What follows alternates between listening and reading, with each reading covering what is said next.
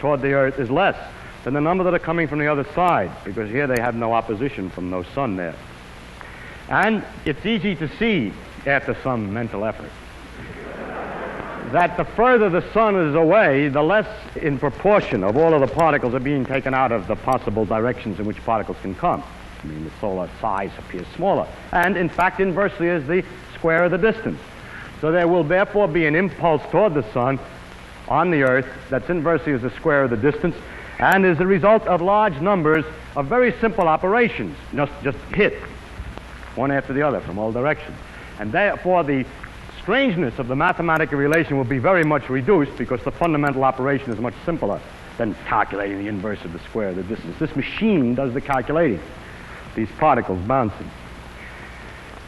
Only trouble with it is that it doesn't work for other reasons. Every theory that you make up has to be analyzed against all the possible consequences and to see if it predicts anything else. And this predicts something else. If the Earth is moving this way, more particles will hit it from the front than from the back.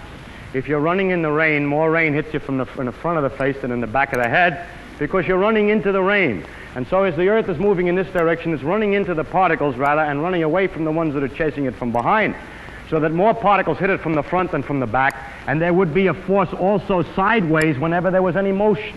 This sideways force would slow the Earth up in the orbit, and it certainly would not have lasted the at least 4 billion years that it has been going around the sun. So that's the end of that theory.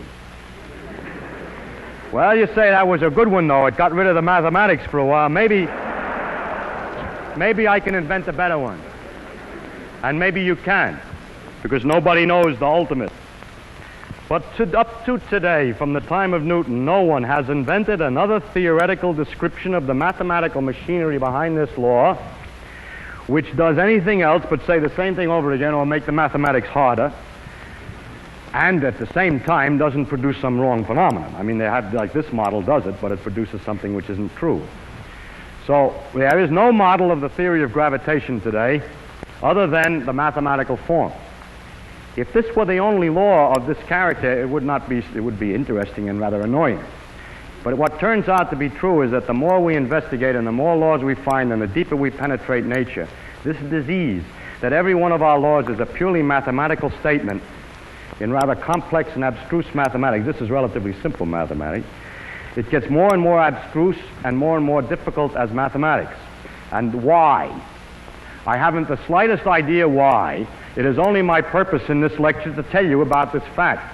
In other words, it's my purpose in this lecture to explain, really, why I cannot satisfy you, if you do not understand mathematics too well, in trying to explain nature in any other way. It is the burden of this lecture, in fact, to just tell you the fact that it is impossible to answer honestly, the challenge of explaining in a way that a person can feel the beauties of the laws of nature without their having some deep understanding of mathematics. I'm sorry, but it seems to be the case. You might say, all right, then there's no explanation of the law. At least tell me what the law is. Why not tell me in words instead of in the symbols? Mathematics is just a language, and I want to be able to translate the language. And in fact, I can. And with patience, I think I partly did. I could go a little further and explain more detail that this means that if it's twice as far away, the force is 1/4 as much, and so on, and can convert all these into words. I would be, in other words, kind to the layman, as they all sit, hopefully that you will explain something. And various different people get different reputations for their skill at explaining to the layman, in layman's language, these difficult and abstruse subjects. The layman then searches for book after book with the hope that he will avoid the complexity that's ultimately set in even by the best expositor of this type. He reads the things hoping that one after he finds, as he reads, a generally increased confusion, one complicated statement after the other, one difficult to understand thing after the other, all apparently disconnected from one another, and it becomes a little obscure, and he hopes that maybe in some other book there's some explanation the man almost made it, you see. Maybe another fellow makes it right. And I don't think it's possible, because there's another feature. Mathematics is not just a language. Mathematics is a language plus reasoning. It's like a language plus logic. Mathematics is a tool for reasoning. It's, in fact, a big collection of the results of some person's careful thought and reasoning. By mathematics, it is possible to connect one statement to another. For instance, I can say that the force is directed toward the sun. I can also tell you, as I did before, that the planet moves so that if I draw a line from the sun to the planet and draw another one at some definite period, like 3 weeks later, the area that's swung out by the planet is exactly the same as it will be in the next 3 weeks and the next 3 weeks and so on as it goes around the sun. Now, I can explain both of those statements to you carefully, but I cannot explain why they're both the same. So that if you don't appreciate the mathematics, you cannot see that the great variety of facts, the enormous apparent complexity of nature with all its funny laws and rules, each of which have been carefully explained to you, are really very closely interwoven. That logic permits you to go from one up to the other. It may be unbelievable that I can demonstrate that equal times will be swept out if the forces are directed toward the sun. And just to, if I may try, I will show you one demonstration to show you that those two things really are equivalent. And so that you can appreciate that there's more to merely the statement of the two laws, that the two laws are connected such that reasoning alone will bring you from one to the other. And the mathematics is disorganized reasoning, and that it's good to know how to do that, so to appreciate the beauty of the relationship of the statements. So I'm going to prove, if I may, the relationship that if the forces are directed toward the sun, that the equal areas are swept out in equal time. So we start, here's the sun, and we imagine that at a certain time, let's say the planet is here,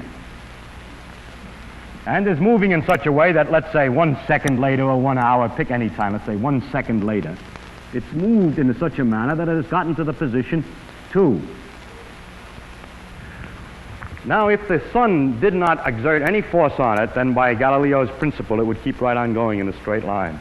So in the same interval of time, later, the next second, it'll move exactly the same distance in the same straight line to the position 3, were there no force.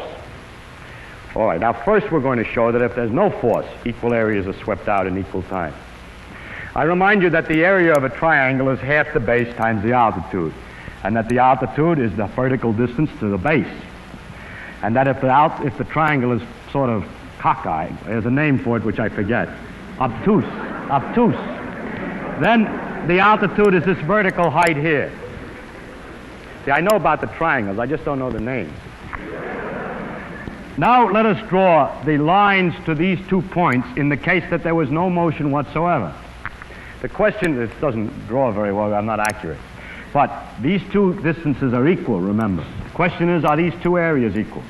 Well, consider the triangle made from the sun and the 2 points 1 and 2. It's this one.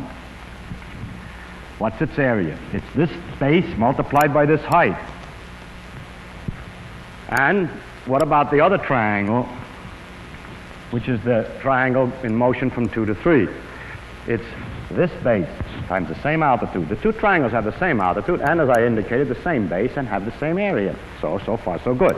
If there were no force from the sun, equal areas would be swept out in equal times. The two triangles have equal area. But there is a force from the sun. And during this interval, from 1 to 2 to 3, the sun is pulling and changing the motion in various directions, this way, that way. To get a good approximation to that, we'll take the central position or average position here and say that the whole effect during this interval was to change the motion by some amount in this direction toward the sun. That means that although the particles were moving this way and would have